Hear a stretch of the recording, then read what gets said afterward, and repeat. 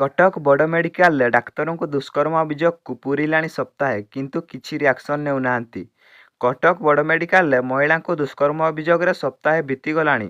ହେଲେ ଏଯାଏଁ ଅଭିଯୁକ୍ତ ଡାକ୍ତରଙ୍କ କଳକାରନାମା ସାମ୍ନାକୁ ଆସିପାରିଲାନି। ନା ଏ ବାବଦରେ ପୁଲିସ କିଛି କହୁଛି ନା ମେଡିକାଲ କର୍ତ୍ତୃପକ୍ଷ କିଛି କହୁଛନ୍ତି।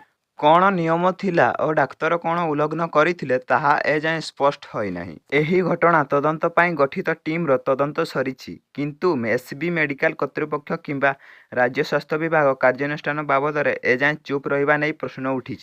ଏକ ଘରୋଇ ସ୍ୱାସ୍ଥ୍ୟ ପରୀକ୍ଷା କେନ୍ଦ୍ରରେ ମହିଳାଙ୍କ ସ୍ୱାସ୍ଥ୍ୟ ପରୀକ୍ଷା କିଭଳି ଓ କେଉଁ ପରିସ୍ଥିତିରେ କରାଯାଉଛି ତାହା ଜାଣିବା ଲାଗି କଟକ ଚୌଧୁରୀ ବଜାରର ଏକ ପରୀକ୍ଷା କେନ୍ଦ୍ରକୁ ଯାଇଥିଲା କନକ ନ୍ୟୁଜ୍ ଟିମ୍। କିନ୍ତୁ ଏଠାରେ ପୁରୁଷ ଡାକ୍ତର ମହିଳା ଆଟେଣ୍ଡାନ୍ସ ଉପସ୍ଥିତିରେ ମହିଳାଙ୍କ ଚିକିତ୍ସା କରୁଛନ୍ତି। କିନ୍ତୁ ଏସ୍ସିବି ମେଡିକାଲ କଲେଜରେ ଏହି ନିୟମ ଉଲ୍ଲଂଘନ ହୋଇଛି। ତେଣୁ କାର୍ଯ୍ୟାନୁଷ୍ଠାନ ବିଳମ୍ବ କାହିଁକି ହେଉଛି ବୋଲି ପ୍ରଶ୍ନ କରିଛି ମେଡିକାଲ ବଞ୍ଚାଅ କମିଟି।